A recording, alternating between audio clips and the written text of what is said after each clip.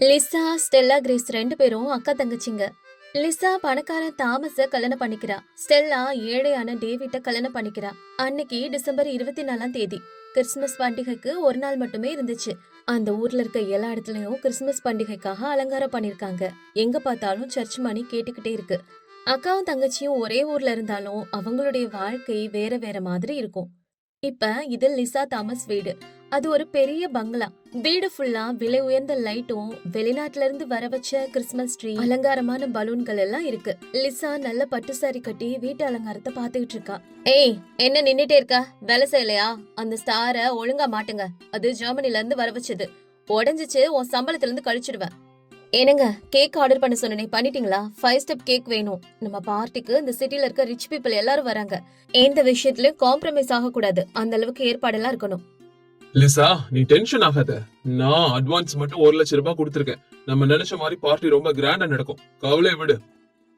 Lisa வீட்ல எப்படி இருக்க? அந்த பக்கம் ஸ்டெல்லாவோட வீட்டை காமிக்கிறாங்க. அது ஒரு சின்ன குடில். அந்த வீட்டு முன்னாடி ஸ்டெல்லா கிரேஸ் கோலம் போட்டுட்டு இருக்கா. அங்க ஒரு பேப்பர் ஸ்டார் தொங்கிட்டு இருக்கு. அதுக்கப்புறம் ஸ்டெல்லா வீட்டெல்லாம் கிளீன் பண்ணி ஏசுவோட போட்டோவையும் தொடச்சிட்டு இருக்கா. அப்ப அங்க டேவிட் வரா.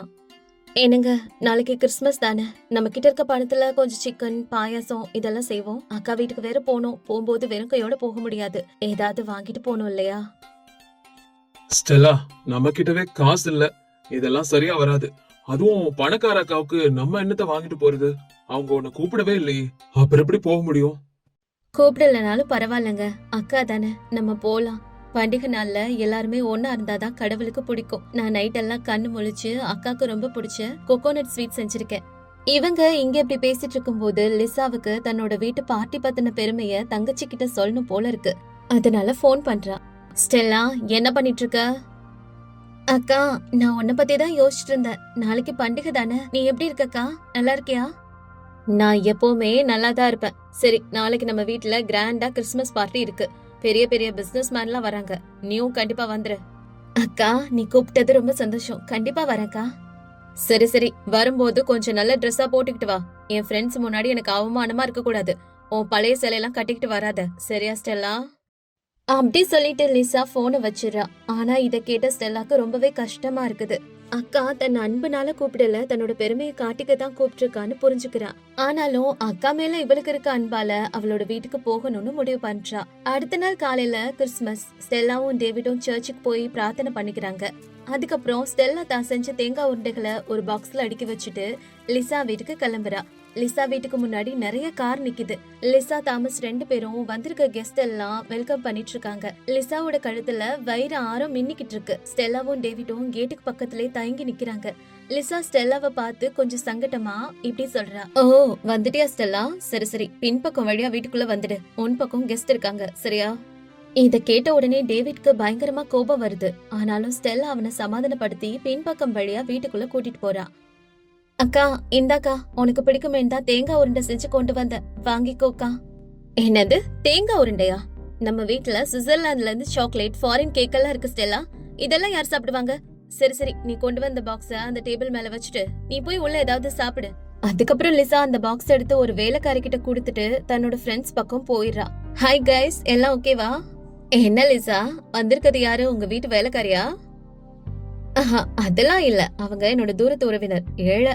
அதனால பண்டிகைனால ஏதாவது கொடுப்போன்னு வந்திருக்காங்க. இவ இப்படி பேசினத ஸ்டெல்லா தூரத்துல இருந்து கேட்டுறா. இத கேட்டோன்னு அவளுக்கு ஒரு நிமிஷம் இதயமே நின்னு போயிடுது. அக்கா தன்னை தங்கச்சியா இல்லாம ஏதோ எதிர்பார்த்து வந்தவளா பாக்குறான்னு நினைச்சு வேதனை படுறா. அதுக்கப்புறம் அந்த பார்ட்டிக்கு வந்திருக்கவங்க எல்லாருமே டான்ஸ் ஆடிட்டு இருக்காங்க. கிறிஸ்துமஸ்னா ஏசுவோட பிறந்த நாள் அப்படிங்கிற எண்ணம் யாருக்குமே இல்ல. அங்க வெறும் என்ஜாய்மெண்ட் மட்டுமே இருக்கு. லிசா எல்லார்கிட்டயும் பேசி சிரிச்சு பேசினாலும் ஏதோ எம்டியா அவளுக்கு ஃபீல் ஆகுது. அப்ப லிசா கேக் கட் பண்ண போறா. ஆனா பிரேயர் பண்ணவே இல்ல. அக்கா, கேக் கட் பண்றதுக்கு முன்னாடி ஒரு தடவை பிரேயர் பண்ணிக்குவோமா? கடவுளுக்கு நன்றி சொல்லிக்குவோமா? பிரார்த்தனை பண்ணணும்ல. என்ன ஸ்டெல்லா நீ? இது பார்ட்டி. இங்க பிரார்த்தனை பாடல்கள்லாம் இருக்காது. உனக்கு இத பத்தி ஒண்ணும் தெரியாது. போய் அந்த மூலையில உட்காரு. என் ஃப்ரெண்ட்ஸ எந்த காரணத்துக்காகவும் நீ டிஸ்டர்ப் பண்ண கூடாது. ஸ்டெல்லா, இதுக்கு மேல இங்க இருக்க வேண்டாம். இங்க கடவுள் இல்ல, வெறும் பண பேய்ங்க தான் இருக்குதுங்க. நமக்கு இங்க மதிப்பும் இல்ல, மரியாதையும் இல்ல. அக்கா, நீ பணம் சம்பாதிச்ச செருக்குல கடவுளே மறந்துட்ட. பண்டிகைன்னா புது ட்ரெஸ்ஸும் கேக்கும் இல்லக்கா. பண்டிகைன்னா அன்பு, சக மனுஷனை மதிக்கிறது. இன்னைக்கு நீ என்ன அவமானப்படுத்தல. ஓ ரத்த உறவை அவமானப்படுத்திருக்க. இதுக்கப்புறம் நான் இங்க இருக்க கூடாதுக்கா. நான் உடனே கிளம்புறேன். எப்பவுமே இனிமே உன் வீட்டுக்கு வர மாட்டேன். அப்படி சொல்லிட்டு ஸ்டெல்லாவும் டேவிடும் அங்கிருந்து போயிடுறாங்க. லிசாவுக்கு கொஞ்சமா குற்ற உணர்வு ஏற்படுது. இருந்தாலும் பார்ட்டியோட சந்தோஷத்துல அது எல்லாத்தையும் மறந்துடுறா. நைட்டு 10 மணியை தாண்டிடுச்சு. பார்ட்டி ரொம்பவே ஜோரா நடந்துட்டு இருக்கு. அப்ப திடீர்னு லிசாவோட வீட்டுல கரண்ட் கட் ஆயிடுது. ஜெனரேட்டர் ஆன் செஞ்சு பாக்குறாங்க, அதுவும் வேலை செய்யல. வீடு முழுசும் இருட்டாயிருது. ஏசியும் நின்னு போயிடுது. வெப்பம் கொளுத்த தொடங்குது. கரண்ட் போனதுனால விருந்தினர்களும் அமைதியா இருக்கிறாங்க. கொஞ்ச நேரம் அப்புறம் லிசா கிட்ட இப்படி கேக்குறாங்க கெஸ்ட். என்ன லிசா இது, இவ்ளோ பெரிய பார்ட்டி நடத்துற பவர் பேக்கப் கூட இல்லையா? ரொம்பவே எரிச்சலா இருக்கு. இந்த இருட்டுல நாங்க எப்படி இருக்கிறது? நாங்க உடனே கிளம்புறோம் லிசா. ப்ளீஸ் போகாதீங்க, கொஞ்ச நேரத்துல எலக்ட்ரீஷியன் வந்துருவான். அது நடக்கிற மாதிரி தெரியல. பவர் வர்றதுக்கு ரொம்ப நேரம் ஆகும் போல இருக்கு. வாங்க நம்ம கிளம்பலாம். லிசா அப்படி சொல்லிட்டு இருக்கும் போதே வந்திருந்த கெஸ்ட் எல்லாரும் கிளம்பிடுறாங்க. இந்த பக்கம் ஸ்டெல்லா வீட்டுல ஸ்டெல்லாவும் டேவிடும் சின்ன குழந்தைங்களுக்கு சாக்லேட் கேக் எல்லாம் கொடுத்துட்டு இருக்காங்க. அப்ப அந்த வழியா லிசா வீட்ல இருந்து வந்த கெஸ்ட் எல்லாம் இந்த காட்சியை பார்த்துட்டு அங்கேயே நின்னுட்டு இருக்காங்க. அவங்களும் அந்த குழந்தைங்களுக்கு தங்களோட கார்ல இருக்க ஸ்வீட்ஸ் எல்லாம் கொடுக்க ஆரம்பிக்கிறாங்க. அங்கேதான் உண்மையான பண்டிகைக்கான சந்தோஷம் எல்லார் மனசுலயும் இருக்குது. இந்த பக்கம் லிசாவும் தாமஸும் அவங்களோட பெரிய வீட்டுல தனியா நின்னுட்டு இருக்காங்க. அவங்க பணத்தை வச்சு இந்த பார்ட்டியை ரொம்பவே ஆடம்பரமா நடத்தணும்னு நினைச்சாங்க. ஆனா வந்திருந்த கெஸ்ட் எல்லாம் போனதை நினைச்சு ரொம்பவே கஷ்டப்படுறாங்க. இப்ப லிசா இப்படி சொல்றா, தாமஸ், எவ்வளவு அவமானமா இருக்கு தெரியுமா? எல்லாரும் போயிட்டாங்க. லட்சக்கணக்கில் செலவு செஞ்சு, ஆனா கடைசியில இப்படி ஆயிடுச்சு. என் மனசே கேட்கல. ஆமா லிசா, ரொம்ப கஷ்டமா இருக்கு. நம்ம பண்டிகையை ஆடம்பரமா கொண்டாடணும்னு நினைச்சோம், ஆனா ஆத்மார்த்தமா செய்யல. ஒருவேளை அதனாலதான் கடவுளுக்கு கோபம் வந்துருச்சோ என்னவோ. ஆமாங்க, நீங்க சொல்றது சரிதான். எனக்கும் இப்படிதாங்க தோணுது. எனக்கு ஸ்டெல்லா சொன்னதான் ஞாபகத்துக்கு வருது. அவ போகும்போது ஒரு வார்த்தை சொன்னா, இங்க கடவுள் இல்லன்னு. நம்ம உண்மையிலேயே கடவுளையும் நம்ம உறவினர்களையும் ரொம்பவே தள்ளி வச்சிட்டோம்னு நினைக்கிறேன். தாமஸ் சொன்னதும் லிசாவுக்கும் அவளோட தவறு என்னன்னு புரிஞ்சுச்சு. அந்த இருட்டுல அந்த தனிமையில அவளுக்கு தங்கச்சியோட ஞாபகம் வருது. ஏனுங்க, நம்ம ஸ்டெல்லா வீட்டுக்கு போலாம். எனக்கு மனசே சரியில்லை. நம்ம போயிட்டு வரலாங்க. அப்ப இங்க ஃபங்க்ஷனுக்கு வந்துட்டு போன லிசாவோட ஃப்ரெண்ட் ஒருத்தி லிசாக்கு கால் பண்றா. லிசா, நம்ம ஆர்டர் செஞ்ச ஃபுட்லாம் இருக்குல்ல இங்க, அதை எடுத்துக்கிட்டு உன் தங்கச்சி வீட்டுக்கு வரியா? இங்க நம்ம ஆட்கள் எல்லாமே இருக்காங்க. வா லிசா, சீக்கிரம். ஓகேடி, நான் உடனே வரேன். இப்ப லிசா அங்க இருக்க சாப்பாடெல்லாம் எடுத்துக்கிட்டு ஸ்டெல்லாவோட வீட்டுக்கு வர்றா. இங்க ஸ்டெல்லாவோட வீடு பயங்கர கொண்டாட்டமா இருக்குது.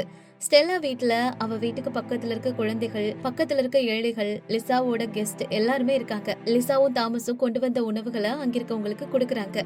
அப்ப அந்த இடத்துக்கு ஒரு வயசான ஏழை தாத்தா வராரு. எங்க பசிய தீத்தா உங்களை கடவுள் ஆசீர்வதிக்கட்டுமா. அதுக்கப்புறம் மத்த எல்லாருக்கும் சாப்பாடு கொடுக்கறாங்க. அம்மா, எங்க பசிய தீத்தா உங்களுக்கு கடவுள் எப்பவுமே துணை இருப்பாரு. ரொம்ப நன்றிமா. இந்த ஏழை மக்களுக்கு உணவு கொடுத்தப்ப வந்த திருப்தி தாமஸ்க்கும் லிசாவுக்கும் பார்ட்டில வரல. தாமஸ், பாத்தீங்களா, இந்த மக்களோட ஆசீர்வாதம் எனக்கு அந்த கடவுளே ஆசீர்வாதம் பண்ண மாதிரி தோணுது. ஆமா லிசா, நம்ம வீட்ல பார்ட்டி நல்லபடியா நடந்திருந்தா கூட நம்ம இவ்ளோ சந்தோஷமா இருந்திருக்க மாட்டோம்னு நினைக்கிறேன். கொஞ்ச நேரத்திலே வந்திருந்தவங்க எல்லாருமே சந்தோஷமா கிளம்பிடுறாங்க. இப்ப லிசா ஸ்டெல்லாவை இறுக்கமா அணைச்சுக்கிறா. இப்ப அழுதுகிட்டே இப்படி சொல்றா, ஸ்டெல்லா, என்ன மன்னிச்சிடு ஸ்டெல்லா. பணம் இருந்தா எல்லா சந்தோஷமும் கிடைச்சிரும்னு நான் நினைச்சிட்டு இருந்தேன். ஆனா இன்னைக்கு அந்த பணம் என்ன இருட்டுலயும் தனிமையிலயும் தவிக்க விட்டுச்சு ஸ்டெல்லா. அக்கா, சரிக்கா, பரவாயில்ல, வருத்தப்படாத. வா, வீட்டுக்குள்ள போலாம். இப்ப அந்த சின்ன வீட்டுக்குள்ள லிசாவும் தாமஸும் வர்றாங்க. அங்கே ஒரு போர்வையை விரிச்சிருக்காங்க. நடுவுல இயேசு கிறிஸ்துவோட படமும் 2 மெழுகுவர்த்தியும் எரிஞ்சுக்கிட்டு இருக்கு. அந்த ஒளியில இது வரைக்கும் கிடைக்காத ஒரு அமைதி தெரியுது லிசாக்கு. ஸ்டெல்லா, உன் வீடு பாக்குறதுக்கு ரொம்ப சின்னதா இருக்கு. ஆனா இங்க இருக்கிற அமைதி என்னோட பெரிய பங்களால இல்ல. சரி சரி, வாங்க சாப்பிடலாம். இப்ப எல்லாரும் உட்கார்றாங்க. ஸ்டெல்லா எல்லாருக்கும் சாப்பாடு பரிமாறுறா. லிசா ஸ்டெல்லா பரிமாறின உணவை சாப்பிட்டு கண்ணீர் விடுறா. நீ எனக்காக செஞ்சு கொண்டு வந்த தேங்காய் உருண்டைய வேலைக்காரிக்கு கொடுத்த. ஆனா உண்மையிலே காட் இஸ் கிரேட். அவர் எனக்கு புத்தி சொல்லத்தான் இந்த கரண்ட போக வச்சிருக்காரு. இல்லனா நான் இப்ப வரைக்கும் அந்த பண திமிர்லயும் அகங்காரத்திலயும் தான் இருந்திருப்பேன். கடவுள் எப்பவும் நம்மளுக்கு நல்லதுதாக்கா செய்வாரு. நம்ம ஒன்னா இருக்கணுங்கிறதுக்காக தான் இந்த மாதிரி ஒரு பிரச்சனைய உனக்கு உருவாக்கி இருக்காரு. பணமும் அந்தஸ்தும் வேணா வேறையா இருக்கலாம், ஆனா நம்ம மனசு ஒண்ணுதான்க்கா.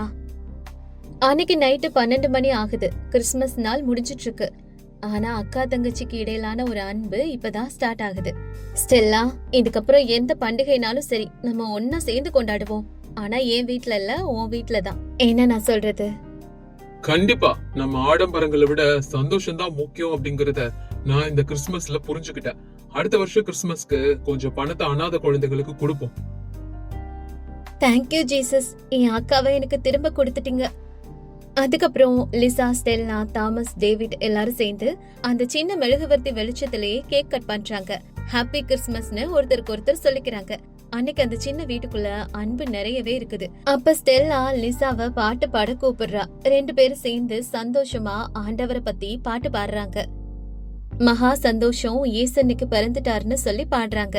பணத்து மீதான அன்பு மனிதர்களை பிரிக்கும், ஆனா கடவுளோட அன்பு மட்டும்தான் மனிதர்களை சேர்க்கும் அப்படிங்கறத லிசா இந்த நாள்ல புரிஞ்சுக்கிட்டா. இந்த குடும்பங்களை போலவே நம்மளும் சந்தோஷமா, அன்பா, மத்தவங்க கூட சமாதானமா இந்த பண்டிகையை சிறப்பா கொண்டாடுவோம். உங்க எல்லாருக்கும் மேரி கிறிஸ்மஸ். அது குளிர்காலம். அந்த ஊரோட பேரு ராமாபுரம்.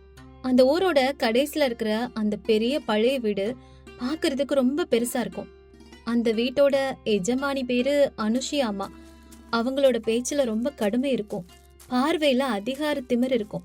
அவங்களுக்கு 2 மகன்கள். பெரிய மகன் ராஜேஷ், அவனோட மனைவி பேரு ராதிகா. சின்ன மகன் மோகன், அவனோட மனைவி பேரு சரஸ்வதி. பெரிய மருமக ராதிகா நல்ல பணக்கார வீட்டுல இருந்து வந்தவ. அவளோட அகங்காரம் அவளுடைய நடவடிக்கையிலே தெரியும்.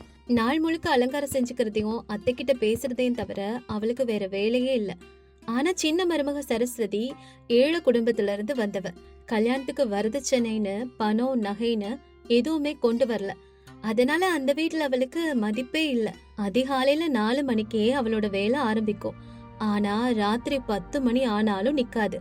அந்த குளிர்காலத்திலயும் பனிக்கட்டியா மாறி போயிருக்கிற தண்ணீர்லயும் பாத்திரம் தேய்க்கிறதும் துணி துவைக்கிறதும் அவ ஒரு ஆளா செய்வா. ஆனாலும் அவளை சப்போர்ட் பண்ண அந்த வீட்டுல ஆளே இல்ல.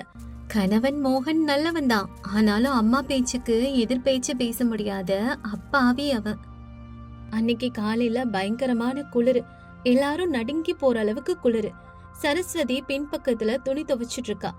அதே நேரத்துல ஹால்ல நல்ல கம்பளி போர்வைய போர்த்திக்கிட்டு கொதிக்கிற காஃபிய குடிச்சுக்கிட்டே உட்கார்ந்துருக்காங்க அனுஷியம்மாவும் ராதிகாவும்.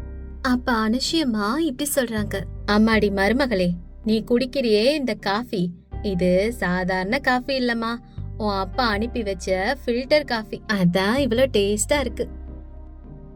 ஆமா அத்த, இந்த மாதிரி அதிர்ஷ்டம் எல்லாம் என்ன மாதிரி ஒரு சிலருக்கு தான் கிடைக்கும்.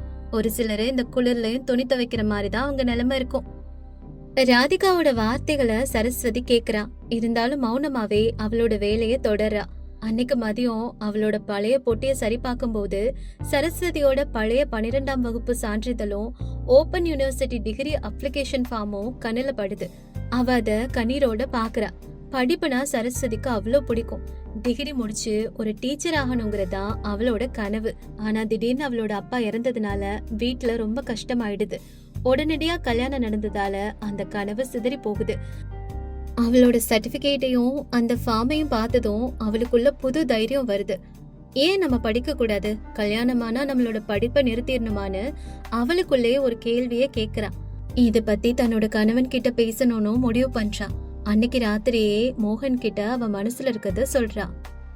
ஏனுங்க, நான் உங்ககிட்ட ஒன்னு சொல்லணும், ஆனா அதை கேட்டுட்டு நீங்க கோபப்பட மாட்டீங்களே? சொல்லு சரஸ்வதி, ரொம்ப டயர்டா இருக்கு.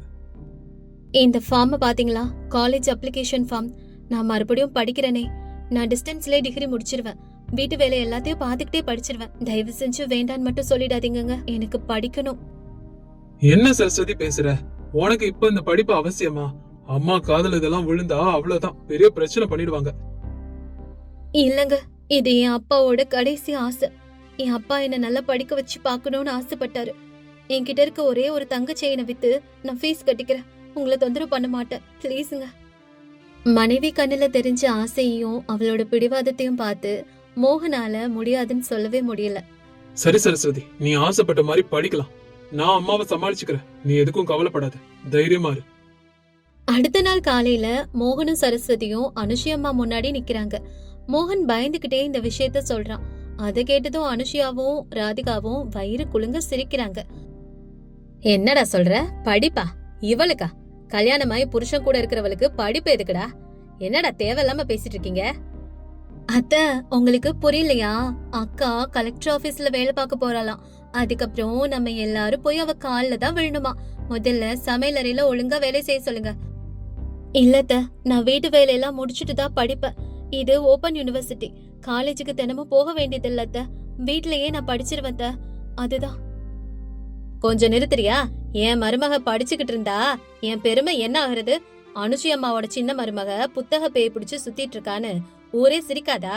என் மகன் சம்பாத்தியம் போதாதுன்னு இவன் உத்தியோகம் பண்ண போறாளான்னு நினைப்பாங்க. இந்த எண்ணம் எப்படி வந்துச்சு உனக்கு? அத்த, படிக்கிறது தப்பில்லையே அத்த. அத்த, பாத்தீங்களா? இப்பவே உங்களை எதிர்த்து பேச ஆரம்பிச்சுட்டா. படிக்க தொடங்குறதுக்கு முன்னாடி இவ்வளவு திமிரினா டிகிரி எல்லாம் முடிச்சுட்டா நம்மள வீட்டை விட்டே துரத்திடுவா போல இருக்கு. எவ்வளவு திமிரா பேசுறா? இங்க பாருடா மோகன், உன் பொண்டாட்டிய உன் கட்டுப்பாட்டுல வைக்கணும். இந்த வீட்டுல இருக்கணும்னா அந்த படிக்கிற எண்ணம்லாம் இருக்க கூடாது. இல்லைன்னா 2 பேரும் இந்த வீட்டை விட்டு போக வேண்டியதான். இவளை ஒழுங்கா மரியாதையா நடந்துக்க சொல்லு. இதுதான் என்னோட முடிவு. அனுஷியா அப்படி சொன்னதும் சரஸ்வதியோட மனசே உடைஞ்சு போயிடுது. மோகனும் தலை குனிஞ்சுக்கிட்டே அங்கிருந்து போயிடுறான். அன்னைக்கு ராத்திரி சரஸ்வதி சாப்பிடவே இல்ல. ஆனாலும் தன்னோட கனவை விடுறதுக்கு அவ தயாரா இல்ல. கணவனோட உதவியோட அத்தைக்கு தெரியாம தன்னோட சங்கிலிய வித்து டிகிரிக்கு அப்ளை பண்றா. புத்தகங்களும் வாங்கி வச்சுக்கிறா. அவளோட உண்மையான போராட்டம் அப்பத்துல இருந்துதான் ஆரம்பமாகுது. அனுஷியா அம்மாவும் ராதிகாவும் சரஸ்வதிய இன்னும் கொடுமைப்படுத்த ஆரம்பிக்கிறாங்க. குளிர்காலமா இருக்கிறதுனால ஒவ்வொரு ராத்திரியும் சரஸ்வதி கிச்சன்லயும் ஸ்டோர் ரூம்லயும் சின்ன லைட்ட போட்டுக்கிட்டே படிக்க ஆரம்பிக்கிறான். இத பாக்குற ராதிகா, அத்த பாத்தீங்களா, உங்க சின்ன மருமக நைட் எல்லாம் லைட்ட போட்டுட்டு படிச்சிட்டு இருக்கான். கரண்ட் பில்ல அவளா கட்டுறா. என்ன திமிர் அவளுக்கு? இதெல்லாம் நீங்க கேட்கணும் அத்த. இரு, அவ திமிர இன்னைக்கு நான் அடக்கலைனா என் பேரு அனுஷியம்மா கிடையாது. அப்படி சொன்ன அனுஷியம்மா அவளோட வேலை சுமைய அதிகப்படுத்துறாங்க. சரஸ்வதி, இங்க வா. இனிமே அந்த மாட்டு கொட்டையையும் நீ தான் சுத்தம் செய்யணும். பசுக்களுக்கு புல்லு குடுக்கறது, அதோட சாணத்தை எல்லாம் எடுக்கிறது, இந்த எல்லா வேலையும் நீ தான் செய்யணும். அத்தை. என்ன அத்தை? போய் அந்த மாடு போட்டிருக்க சாணி அல்ல. அந்த குளிர்ல சரஸ்வதி அந்த சாணத்தை எல்லாம் எடுத்துக்கிட்டே கண்ணீர் விட்டு அழுறா. பகல் முழுக்க உடம்பு உடையிற அளவுக்கு வேலை செஞ்சதுனால ராத்திரியில புத்தகம் முன்னாடி உட்கார்ந்தாவே தூக்கம் வந்துருது. ஆனாலும் அவளோட பிடிவாதத்தை அவ விடவே இல்ல. அவ கண்ணு முன்னாடி அவளோட அப்பாவோட முகம்தான் வந்து போகுது. அதனால அவ தொடர்ந்து படிக்கிறா. அப்படி ஒரு நாள் வீட்டோட பின்புறத்துல சரஸ்வதி அவளோட நோட்டை வச்சிருக்கிறத ராதிகா பாக்குறா. இந்த புத்தகம் இருந்தா தானே நீ படிப்பன்னு சொல்லிட்டு பக்கத்துல இருந்த சாம்பல் எடுத்து அது மேல தூவுறா.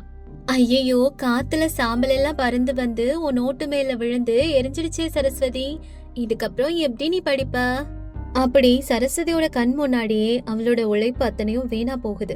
அதுக்கப்புறம் அழுதுகிட்டே மறுபடியும் எழுதி வைக்கிறா சரஸ்வதி. அதே சமயம் அனுஷியம்மாவோட கொடுமையும் இன்னொரு பக்கம் தொடர்ந்துகிட்டு இருக்கு. வீட்டுல இருக்க உப்பு மிளகா பொடி டப்பாக்கள் எல்லாம் ஒழிச்சு வைக்கிறாங்க அனுஷியம்மா. என்னடி, குழம்புல உப்பும் இல்ல உரப்பும் இல்ல? உன் கவனம் எல்லாம் படிப்புல இருந்தா எப்படி சமையல்ல கவனம் இருக்கும்? குழம்புக்கு எவ்வளவு உப்பு போடணும்னு கூட உனக்கு தெரியலையா? படிக்கிறேன்னு சொல்ற, படிப்பு இத கூடவா சொல்லி தரல? உப்பு டப்பா எங்க இருக்குன்னு போய் தேடு. என்ன மன்னிச்சிடுங்க அத்தை. அம்மா, ஏன் இப்படி நடந்துக்கிற? உப்பு டப்பாவை நீதானே காலையில ராதிகா ரூமுக்கு எடுத்துக்கிட்டு போன. நான் எடுத்துக்கிட்டு போனா என்ன? உன் பொண்டாட்டி தேடி எடுத்து வைக்க வேண்டியதானே? பொண்டாட்டி கூட சேர்ந்துக்கிட்டு என்னையே கேள்வி கேக்குற நீ? இப்படி ஒவ்வொரு நாளும் சரஸ்வதியோட வாழ்க்கை ரொம்ப நரகமாயிட்டு இருக்கு. ஆனாலும் சரஸ்வதி உறுதியா படிக்கிறா. முதல் வருட பரீட்சை நெருங்குது. பரீட்சைக்கு ஃபீஸ் கட்டுறதுக்கு சரஸ்வதி கிட்ட பணம் இல்ல. டே மோகன், உன் சம்பள பணத்தை இங்க குடு. இந்த மாசம் பணம் தேவைப்படுது. ராதிகா பிறந்த வீட்டுக்கு போறா. அதுக்கு சேலை நகை எல்லாம் வாங்கணும். உன் சம்பளத்தை வச்சு நீ என்னதான் பண்றேன்னு ஒன்னும் தெரிய மாட்டேங்குது. அம்மா, இந்த மாசம் சரஸ்வதிக்கு பரீட்சைக்கு ஃபீஸ் கட்டணும். என்னடா மறுபடியும் ஆரம்பிக்கிறியா? வீட்டுக்கு சாமான் வாங்கவே காசு பத்தல. முதல்ல பணத்தை கூடு. பரீட்சைக்கு ஃபீஸ் கட்டுறானா? அனுஷி அம்மா பணத்தை வாங்கிக்கிட்டது தெரிஞ்சதும் சரஸ்வதிக்கு இருந்த ஒரு நம்பிக்கையும் போயிடுச்சு. அன்னைக்கு ராத்திரி சாப்பிடாமலே தூங்குறா.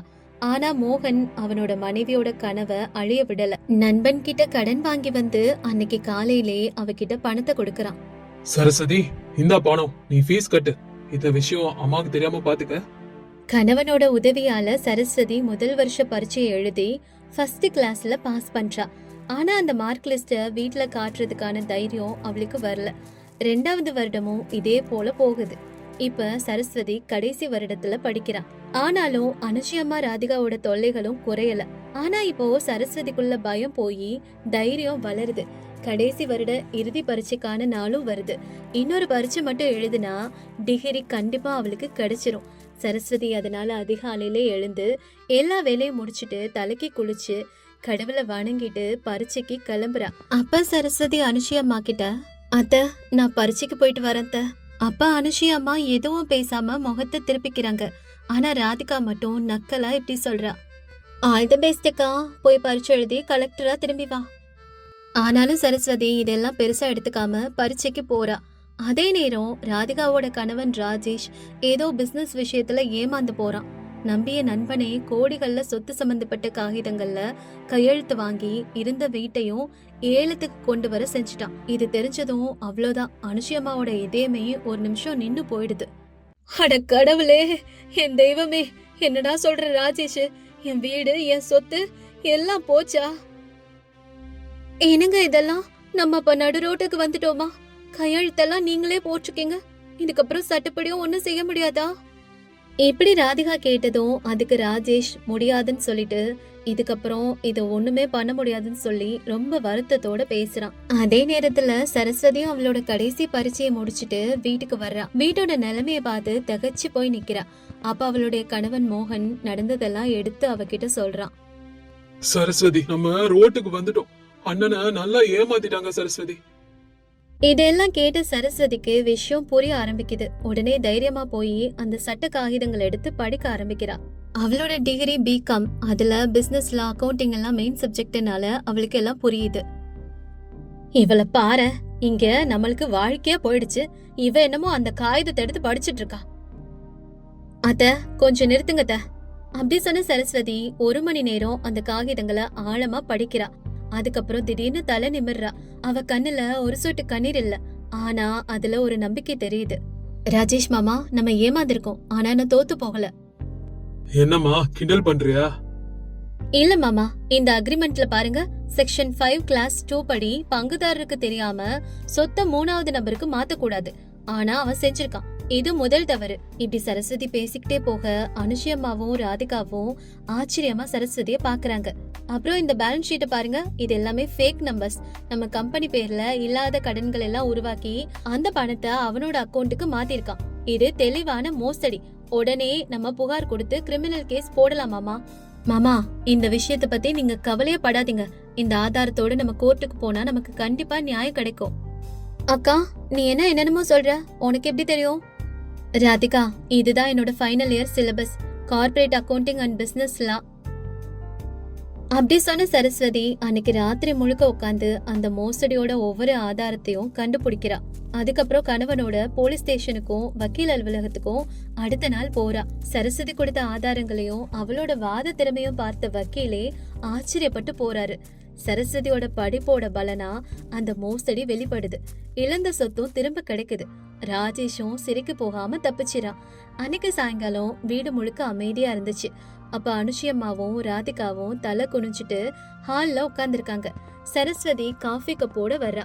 அப்ப அனுஷி அம்மா, என்ன மன்னிச்சுக்கோ தங்கம், உன்னைய வேலைக்காரிய விட கேவலமா நடத்தின, உன் படிப்ப இழிவு பண்ண. ஆனா இன்னைக்கு அந்த படிப்பு தான் நம்ம குடும்பத்தையும் நம்ம மானத்தையும் காப்பாத்திருக்கு. நான் பண்ணதெல்லாம் ரொம்ப தப்பு, என்னை மன்னிச்சிருமா. ஆமாக்கா, என் பணம், என் அழகு, என் அகங்காரம் எதுவும் நம்மள காப்பாத்தல. நீ படிச்ச 4 எழுத்து தான் நம்மள காப்பாத்துச்சு. நான் பண்ண அநியாயத்துக்கும் பாவத்துக்கும் என்ன நீ மன்னிச்சிருக்கா. ஐ எம் சாரிக்கா. ஐயோ அத்தை, தங்கச்சி, நீங்க ஏன் மன்னிப்பு கேக்குறீங்க? நீங்க தான் என் கண்ணை திறந்தீங்க. நீங்க எவ்வளவு அவமானப்படுத்தினீங்களோ அவ்வளவு பிடிவாதமா நான் படிச்சேன். அதனாலதான் இதெல்லாம் நடந்தது. கொஞ்ச நாட்களுக்கு அப்புறம் சரஸ்வதிக்கு டிகிரி ரிசல்ட் வருது. அவ தான் யூனிவர்சிட்டியோட டாப்பரா ஆனா. அன்னைக்கு அனுஷி அம்மாவும் ராதிகாவும் சேர்ந்து ஊரெல்லாம் இனிப்பு கொடுத்து சந்தோஷப்படுறாங்க. பாத்தீங்களா எல்லாரும், என் மருமக சரஸ்வதி தான் யூனிவர்சிட்டிலே ஃபர்ஸ்டா வந்திருக்கா. என் மருமக தான் பயங்கர படிப்பாளி. இப்படி அனுஷி அம்மா சரஸ்வதிய பத்தி ஊரெல்லாம் பெருமையா சொல்றாங்க. சரஸ்வதி தன்னோட கனவை நிறைவேற்றினதோட தன்னோட படிப்பால குடும்ப மானத்தையும் காப்பாத்தினா.